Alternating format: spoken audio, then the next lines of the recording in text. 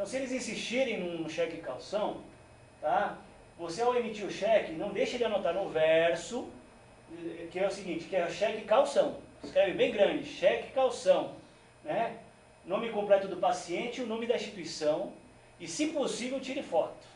Tá? Porque se eles virem você fazendo isso, 99% das vezes que a gente orientou assim, o pessoal fala, não, tudo bem, pode deixar pra lá e tal, porque eles sabem que vocês vão usar isso no futuro, tá certo? Mas, porque, na verdade, o grande problema depois é você provar que você deu como cheque calção. Mas se vocês fizerem isso, vocês vão ter como provar, tá bom? Então, aí, eu estou citando aqui a quimioterapia sistêmica, aí, entre diversos procedimentos que são obrigatórios. Por quê? Porque existem algumas situações que elas são meio peculiares. Por exemplo, as portadoras de câncer de mama, elas têm que tomar alguns agentes hormonais. Ah, mas agente hormonal eu não sou obrigado a fornecer. É obrigado a fornecer. Por quê? Porque, por exemplo, dentro da quimioterapia sistêmica, nós temos aí os antineoplásicos, né, de qualquer subgrupo, e os agentes hormonais. Tá? Então, ou seja, dependendo da situação, eles tentam a interpretação nua e crua da expressão, mas se você vai analisar a fundo, né, você vai ver que embaixo daquele guarda-chuva ali, existem uma série de subgrupos. Né? Então, no caso, por exemplo, da quimioterapia sistêmica, os agentes hormonais estariam contemplados. Então, as mulheres, por exemplo, teriam direito a esses agentes hormonais, né, mesmo que de uso oral. Tá? Por quê? Porque dentro da classificação é considerada a quimioterapia sistêmica. Tá?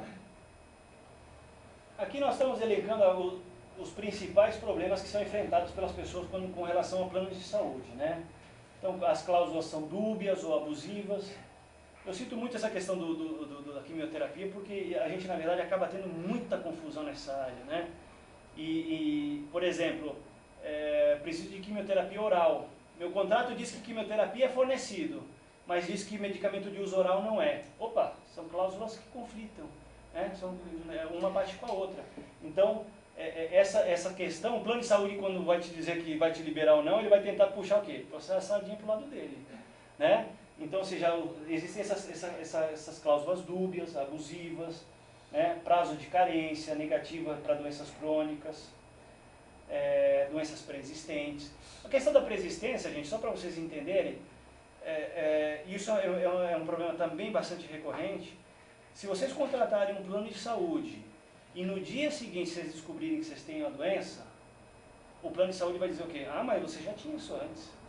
E de fato, você já tinha isso antes. Porém, você de boa fé não sabia. Você ficou sabendo um dia depois. Vai ter que custear. Então, está ligado à boa fé do contratante, a questão da pré-existência. Então, se essa pessoa ela não tinha conhecimento e contratou um plano de saúde, o plano de saúde não pode se alegar pré-existência para se eximir do tratamento. Vai ter que dar tratamento. A menos que ela prove que eu sabia e agi de má fé. Tá certo? Mas aí a prova vai ter que ser do plano de saúde. Limitação, antigamente isso era muito comum, e em algumas situações ainda é. Por exemplo, psicologia, eram 12 sessões. Essa resolução que entrou em vigor agora, ampliou para 40 sessões de psicologia. Mas e se você precisar de mais de 40 sessões? Né? Esse é um problema. Tudo isso pode ser discutido. Tá?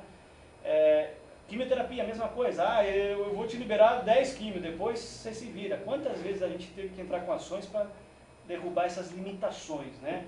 De consultas, de exames, de procedimentos. Exclusão do plano pelo uso sem aviso prévio.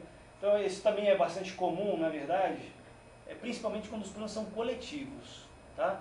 Eu vou fazer um parênteses aqui. Existem os planos coletivos, né, ou empresariais, e existem os planos individuais.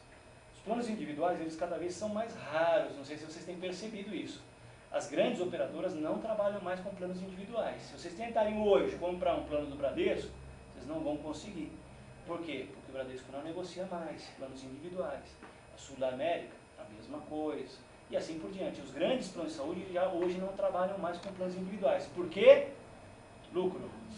Os planos individuais não dão lucro. Por quê?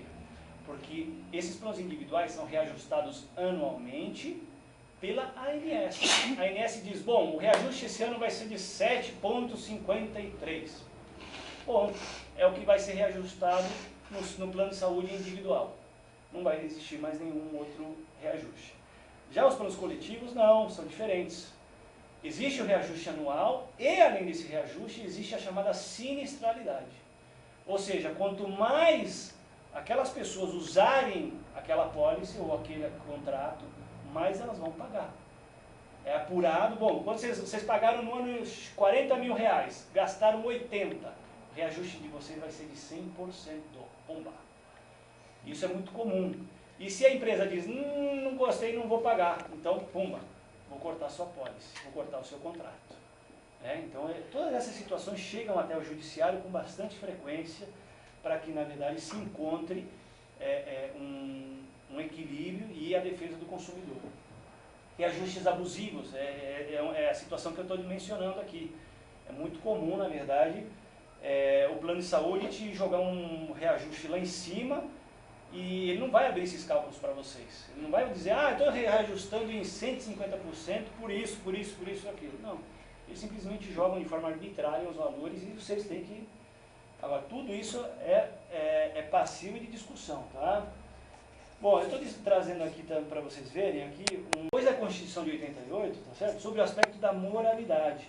Então, ou seja, se eu posso discutir com o atendimento do SUS sobre qualquer aspecto, tá? Sobre qualquer aspecto.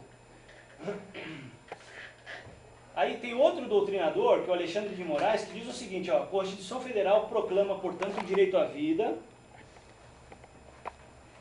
cabendo ao Estado assegurá-lo em sua dupla acepção, sendo a primeira relacionada ao direito de continuar vivo, ou seja, na verdade, esse aspecto é o único que eles querem tratar.